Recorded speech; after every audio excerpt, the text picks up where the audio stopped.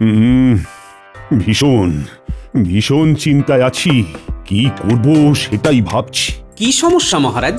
নবাব বাহাদুর খাজনা বাড়াবার জন্য খুব চাপ দিচ্ছে। কি যে করি ঠিক বুঝতে পারছি না। ও মন্ত্রী, কিছু বলো না, মন্ত্রণা দাও। নবাব বাহাদুর যেভাবে চিঠিটা দিয়েছেন তাতে কিন্তু খুব সংশয় আছে মহারাজ। আলোচনায় সব সম্ভব মহারাজ। মন্ত্রী মশাইকে পাঠিয়ে দিন, মন্ত্রী মশাই সব একদম ঠিক করে চলে আসবেন। কি মন্ত্রী, যাবে নাকি মুর্শিদাবাদ? যাও না, এবার একটা কাজের কাজ করো দেখি। মাথা খারাপ, একে নবাব বাহাদুর ক্ষেপে আছে। আমি বরং গোপালের নামটা সভায় তুলি। মহারাজ, মহারাজ আপনি তো মাঝে মাঝেই বলেন যে গোপাল অসাধারণ বোঝাতে পারে। হ্যাঁ, বলেছি তো, যার যেটা গুণ আমি তো সেটাই বলবো। মহারাজ, আপনি প্রথমে একটা পত্র পাঠান, দেখুন তাতে কি হয়, আর তারপর না হয় আলোচনার জন্য কেউ না কেউ যাবে। দেখো দেখো মন্ত্রী, দেখো গোপালের বুদ্ধিটা একবার দেখো। এমন একটা কিছু করো না যাতে করে তোমার জন্যেও এইভাবে আনন্দ করতে পারি। তাহলে ওটাই ঠিক হলো। আমি একটা পত্র দেব, তাতে আবেদন করব খাজনা মকুবের। তাহলে গোপালের কথাই রইল। আমরা আশা করতেই পারি যে মহারাজের পত্রে নবাবের রাগ প্রশমিত হবে। হ্যাঁ, তাহলে আজকের মতো সভার কাজ এখানেই শেষ হলো।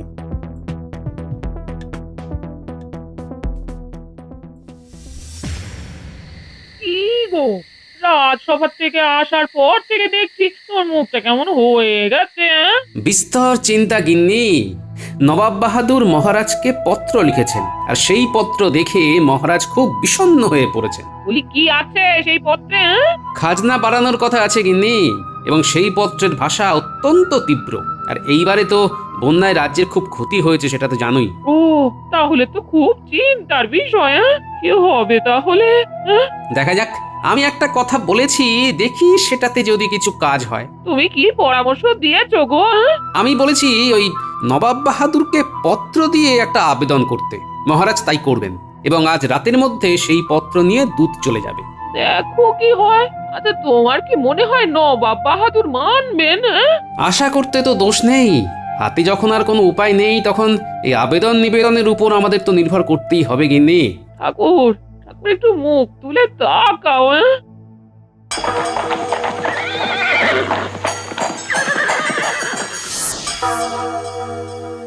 কি হবে জানি না।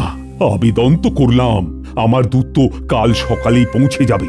দেখি নবাব বাহাদুর কি উত্তর দেন। আমার মনে হয় কি জানেন মহারাজ, নিশ্চয়ই ভালো কিছু হবে, আপনি দেখবেন। তাই যেন হয়, তাই যেন হয়।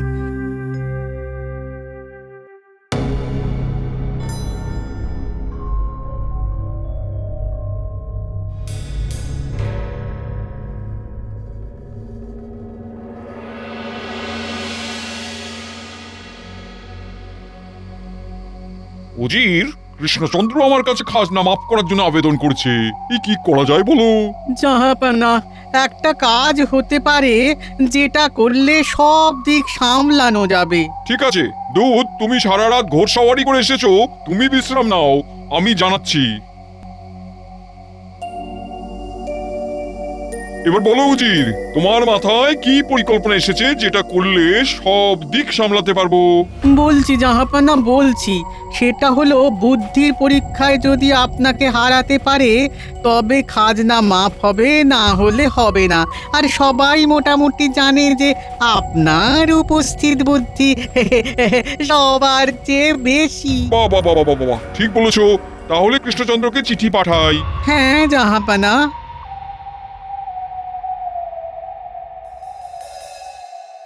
খুব আশঙ্কায় আছি, কি হবে বুঝতে পারছি না। ও মন্ত্রী, তুমি কি বলো? আগে আমি আর কি বলবো মহারাজ, চিঠি পড়ে ওনার কি ভাবের উদয় হবে সেটা তো এইখান থেকে বোঝা অসম্ভব। তা অবশ্য ঠিক। ও রাজ্যতীষী, তুমি গণনা করে দেখো না। আমার গণনা কাল হয়ে গেছে মহারাজ। সামান্য বিপদ আছে, তবে কেটে যাবে, আমি আশাবাদী। আচ্ছা মহারাজ, ধরুন যদি নবাব আপনার চিঠিকে কোনো গুরুত্ব না দেন, তাহলে কি করবেন? এই দেখো, আবার কি উল্টো পাল্টা কথা বলছো তুমি। আরে শুভ শুভ বলো। মহারাজ, কিছু কিছু মানুষ আছে যাদের মুখ থেকে কোনো ভালো কথা বেরোয় না, গোপাল হলো সেই ধরনের লোক। মন্ত্রীমশাই, আপনি জানেন না সব সময় সবচেয়ে খারাপ কি হতে পারে সেটা ভেবে চলা উচিত।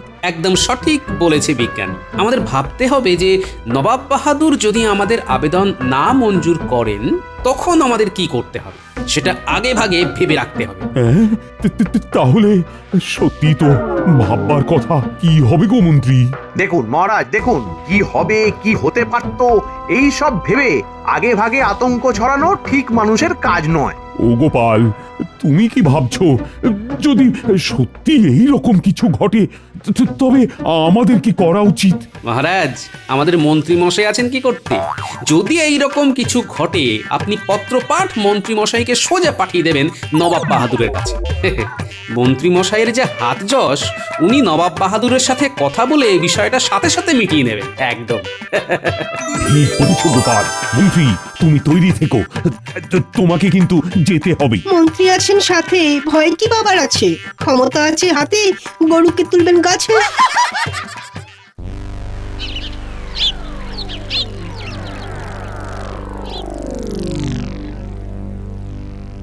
তুমি খুব ভালো বুদ্ধি দিয়েছো। আমার সাথে বুদ্ধির লড়াই করা সহজ কথা নয়। আমার কাছে হারলেই ব্যাস, খাজনা তো মাফ হবেই না, তার সাথে যে হারবে তাকে আজীবন কারাগারে বন্দি থাকতে হবে। কৃষ্ণনগরের মহারাজার মন্ত্রী কোনো কাজের নয়, আসবে তো গোপাল। গোপালকে আমি ঠিক সামলে নেব। এসো এসো, একটু বুদ্ধিতে শান দিয়ে নি। তুমি আমাকে কিছু বুদ্ধির প্রশ্ন করো। জাহাপানা, এক চোখ বুঝলে 1 মাইল দেখা যায়, তাহলে 2 চোখ বুঝলে ক মাইল দেখা যাবে? আরে 2 চোখ যদি বুঝি তাহলে কিছুই দেখা যাবে না। না না না না, এটা ওই মন্ত্রীর বুদ্ধির মতন প্রশ্ন হলো। একটা গোপালের বুদ্ধির মাপের প্রশ্ন করো। গোপালের বুদ্ধির মাপ? দাঁড়ান জাহাপানা, দাঁড়ান, একটু ভেবে দেখি। পেয়েছি পেয়েছি পেয়েছি, একটা জটিল ধাঁধা, সমাধান করুন দেখি। বলো বলো। একটা বিরাট মাঠ, খেলে না সেখানে কেউ, গাছে গাছে জুঁই ফুল, তোলে না তাদের কেউ। ধাঁধা বটে, জটিল ধাঁধা। হ্যাঁ, দাও দাও দাও, ভাবতে দাও ভাবতে দাও।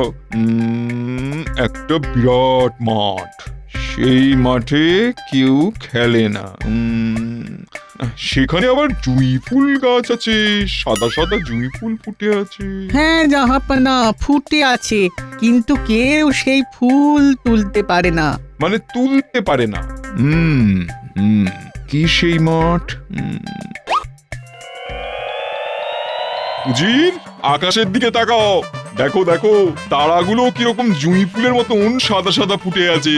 আর বিশাল আকাশটা কখনো আমাদের ছাদ, কখনো মাঠ। তোমার ধাঁধার সমাধান হলো আকাশ, আর জুঁই ফুল হলো আকাশের গায়ে ফুটে ওঠা ওই তারা। কেমন বলো? অসাধারণ অসাধারণ জাহাপানা, অসাধারণ।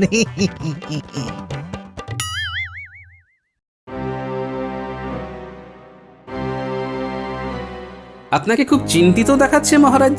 হাতে ওটা কার চিঠি? কার আবার? নবাব বাহাদুরের চিঠি। তাহলে মহারাজ মন্ত্রী মশাইকে পাঠিয়ে দিন। আরে পুরো কথাটা শুনতে দাও না, খালি কথার উপর কথা বলে। বলুন মহারাজ, কি লিখেছেন? নবাব বাহাদুর একটা শর্ত রেখেছেন। শর্ত? কিসের শর্ত? নবাব বাহাদুর লিখেছেন তাকে যদি বুদ্ধিতে হারাতে পারানো যায় তবে খাজনা মকুব, আর যদি হারাতে না পারে তবে খাজনা তো মকুব হবেই না, বরং তাকে কারাগারে থাকতে হবে চিরদিনের মতো। এই তো সুযোগ। আমাদের বুদ্ধিমান গোপালকে নবাব বাহাদুরের মুখে ছেড়ে দিতে হবে। নবাব বাহাদুরকে বুদ্ধিতে হারানো অসম্ভব। মহারাজ, আমার তো মনে হয় গোপালকেই নবাব বাহাদুরের কাছে বুদ্ধির লড়াইয়ে পাঠানো দরকার। আরে এটা আপনি বলবেন, তবে মহারাজ আমাকে বলবেন যে গোপাল তোমাকে যেতে হবে। আমি তো যেতেই বলছি, আমিই যাব। বিক্রেত মন্ত্রী, গোপাল তোমার আগেই ভেবে নিয়েছে যে ওই যাবে। তোমার মন্ত্রণা। মহারাজ, আমি তাহলে কালই রওনা হই। তুমি জয়ী হয়ে ফিরে এসো এই কামনা করি। আর হ্যাঁ, বাড়ি যাবার পথে খাজাঞ্চির কাছ থেকে 100 মোহর নিয়ে যেও। ওটা তোমাকে পথের খরচের জন্য দেওয়া হলো। অনেক ধন্যবাদ মহারাজ, আপনি শুধু আশীর্বাদ করুন যাতে আমি জয়ী হয়ে ফিরি। আমার আর তোমার রানীমার দুজনের আশীর্বাদ সব সময় তোমার উপর আছে গোপাল। তুমি জয়ী হয়ে ফিরে এসো, মিত্র হিসেবে তোমার সাফল্য কামনা করি। হ্যাঁ, গোপাল আমাদের গোপাল, তোমার বলেই ফিরবে দেখো মহারাজের কপাল।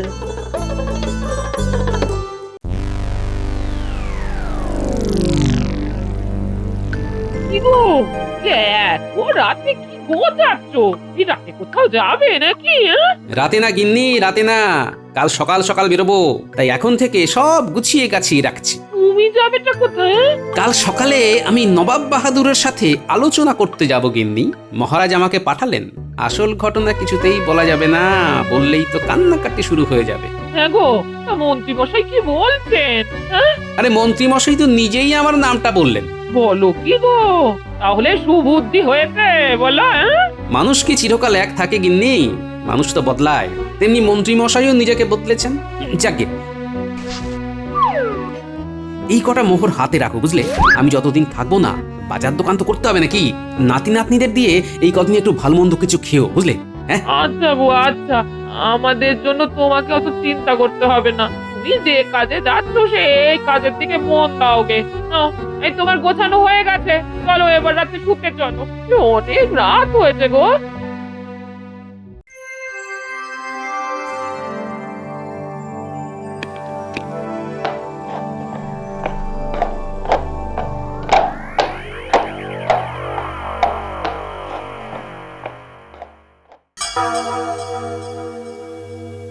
আজ ভোর রাতে গোপাল মুর্শিদাবাদের উদ্দেশ্যে রওনা দিয়েছে। হ্যাঁ, এইবার প্রাণে একটু সাহস এলো। মহারাজ, মহারাজ, এখনো বিপদ কাটেনি। নবাবের বুদ্ধি ক্ষুরোধার। নবাবকে হারানো খুব কঠিন কাজ। যদি খারাপ কিছু ঘটে, বলা তো যায় না। গোপাল যদি হেরে যায়। আচ্ছা, তোমার মুখে কি কোনো কিছুই আটকায় না? সব সময় খারাপটা ধরে এগোনোর কথা বলা হলো, আমরা সেটা ধরেই চলি। মহারাজ, আমি কিন্তু খুব আশাবাদী।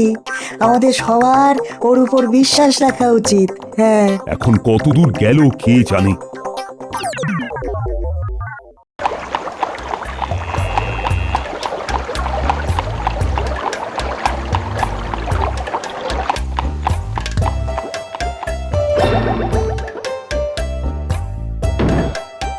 কি হে থামালে যে? কি হলো, প্রকৃতির ডাক এসেছে? হ্যাঁ, আমার উটকে একটু শাক পাতা খাওয়াবো। উঠ, উঠ আবার কোথায়? এই যে এতক্ষণ ধরে আপনাকে নিয়ে এলো, ওই তো আমার উট।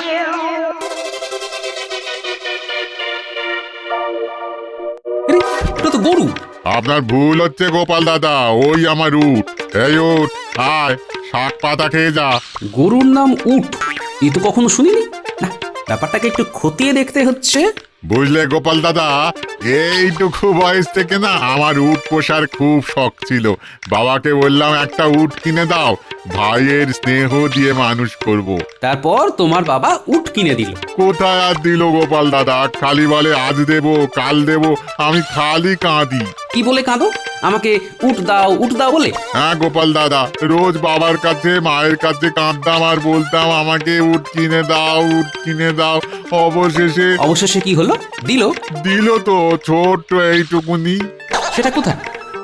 এই তো এই আমার উট। এমা, এটা উট কোথায়? এটা তো গরু, গাই গরু।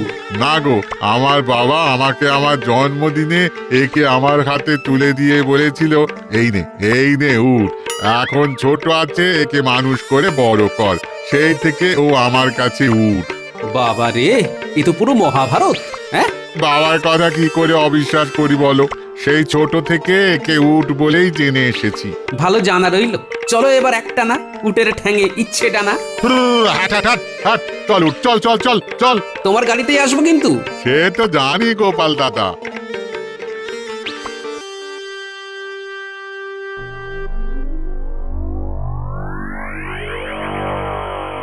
দূতের কথা মতো গোপাল আজ বিকেলে এখানে পৌঁছবে।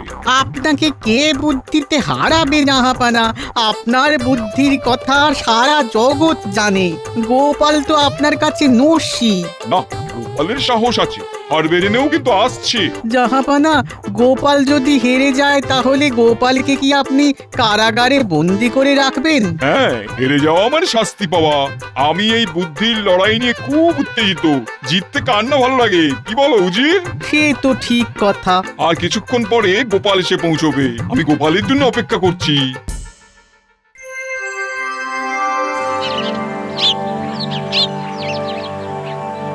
নবাবকে বুদ্ধিতে হারিয়ে যদি গোপাল খাজনা মকুব করে আনতে পারে তাহলে আমি গোপালের বেতন বাড়িয়ে দেব। ওহ, কত দরদ! হেরে ভূত হয়ে নবাবের কারাগারে বন্দি থাকবে। আমি দিব্য দৃষ্টিতে দেখতে পাচ্ছি। যতই চিৎকার করুন, নবাব বাহাদুরকে হারানো গোপালের কম্য নয়। মন্ত্রী, আমার মনে হয় গোপাল কালই ফিরে আসবে। গোপাল ফিরে এসে দেখবে সারা কৃষ্ণনগর আনন্দে উচ্ছ্বাসে ভাসছে। মন্ত্রী, তোমার ওপর ভার রইল। গোপালের আগমনে সারা কৃষ্ণনগর যেন আনন্দে ভাসে, আনন্দের যেন কোনো খামতি না হয়। মহারাজ ভেবে নিয়েছেন গোপাল নবাব বাহাদুরকে বুদ্ধিতে হারিয়ে বিজয়ী হয়ে আসবে। সেগুড়ে বালি। ঠিক আছে মহারাজ, গোপালের আগমনে যেন সারা কৃষ্ণনগর সেজে ওঠে, সেই দিকটা দেখব। সভাকবি, তুমি গোপালের জয়ী হওয়া উপলক্ষে একটা কবিতা রচনা করো দেখি। করেছি মহারাজ, শোনাবো? জয়ী হয়ে গোপাল ফিরল ঘরে, উপহার সাজানো থরে থরে।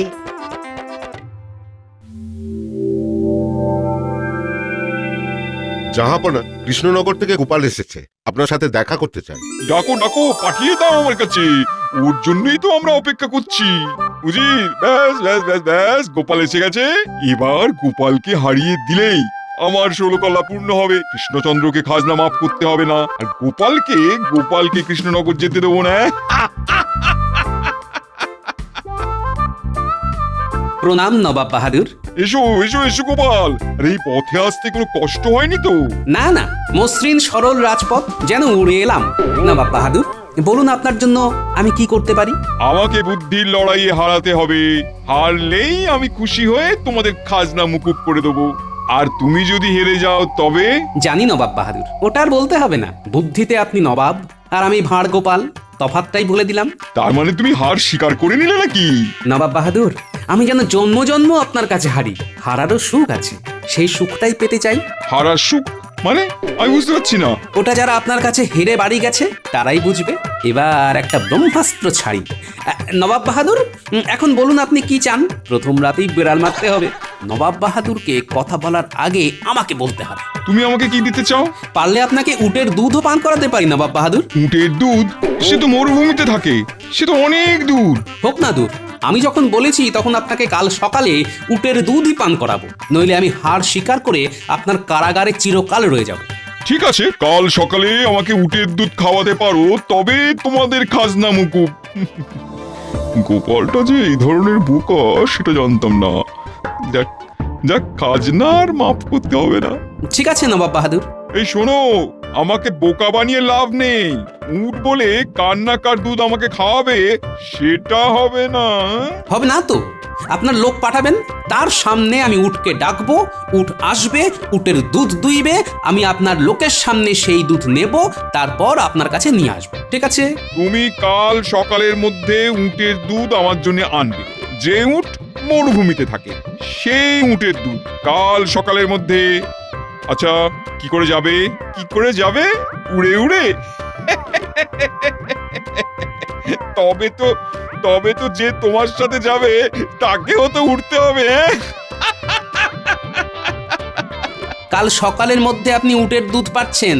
আমি মরুভূমি থেকে আনি কি সমতল থেকে আনি সেটা কোনো ব্যাপার নয়। উটের দুধ খাওয়া আর সেটা পান করা নিয়ে কথা। ঠিক আছে ঠিক আছে, তুমি এখন বিশ্রাম নাও। তুমি পথশ্রমে খুব ক্লান্ত। ধন্যবাদ নবাব বাহাদুর। প্রহরী, যাও গোপালকে বিশ্রামাগারে নিয়ে যাও। আচ্ছা উজি, এই গোপাল সুস্থ আছে তো? কোনো শোক তাপ পেয়ে মাথা খারাপ টারাপ হয়ে যায়নি তো? না জাহাপানা, মাথা খারাপ হলে মহারাজ কি পাঠাতেন? তা অবশ্য ঠিক। উজির, আমি এত সহজে জিতে যাব এটা তো আমি ভাবতেই পারছি না। তার মানে গোপাল সম্পর্কে যে সমস্ত কথা শোনা যায় সেগুলো সত্য নয়, শুনে গোপাল বোকা। তাহলে কাল সকালে উটের দুধ। এসো, এইখানে উটকে বেঁধে রেখেছে। ও ভাই গাড়োয়ান, তুমি কি উটের দুধ দিয়েছো? না, এইবার দুইব। আপনি পান করবেন গোপাল দাদা? না, আমাদের নবাব পান করবেন তোমার উটের দুধ। ভালো তো? ভালো মানে এত ঘন আর সুগন্ধওয়ালা দুধ আপনি কোথাও পাবেন না। আমার উটের দুধ হচ্ছে সবচেয়ে সেরা। কই তোমার উটকে নিয়ে এসো দেখি। আয় আয় উঠ, আয় আয় আয় আয় আয় উঠ, আয় আয় আয় কাছে আয়, কাছে আয় আয় আয় আয় আয় আয় আয় আয়, এবার তো দুধ দুইব। হ্যাঁ হ্যাঁ, লক্ষ্মী মেয়ের মতো দাঁড়িয়ে থাকবে কিন্তু। হ্যাঁ হ্যাঁ হ্যাঁ। এই, এটা উট কোথায়? এটা তো গরু। একদম ভুল কথা বলবেন না, এ গরু নয়। এই ছোট্ট কাল থেকে জেনে এসেছি এ আমার উট, আর এখন আপনি এসে বলবেন এ গরু?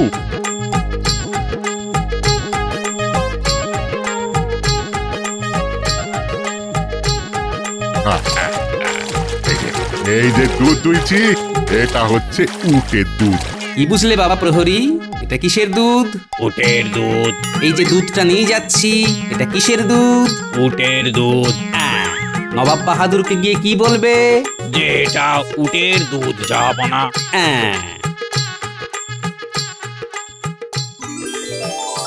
সত্যি গোপাল, এই তোমার জবাব নেই। আমি আমার বুদ্ধি নিয়ে অহংকার করি, কিন্তু সত্যি তোমার কাছে আমি কিছুই না। এইভাবে যে উটের দুধ পাওয়া যায় তা তুমি না থাকলে ভাবতেই পারতাম না। কি উজির, কি ভাবছো? 7 শেয়ানার 1 শেয়ানা হলো আমাদের গোপাল। দশচক্রের যে ভগবান ভূত হয় সেটা শুনেছিলাম, কিন্তু তুমি আজ আমাদের দেখিয়ে দিলে সেটা হয়। একটা গরুর নাম উট এবং তার দুধ যে উটের দুধ সেটাও তুমি প্রমাণ করে দিলে গোপাল। তাহলে মহারাজকে কি বলবো? কৃষ্ণচন্দ্রকে বলবে খাজনা মাফ করে দিলাম। ধন্যবাদ নবাব বাহাদুর।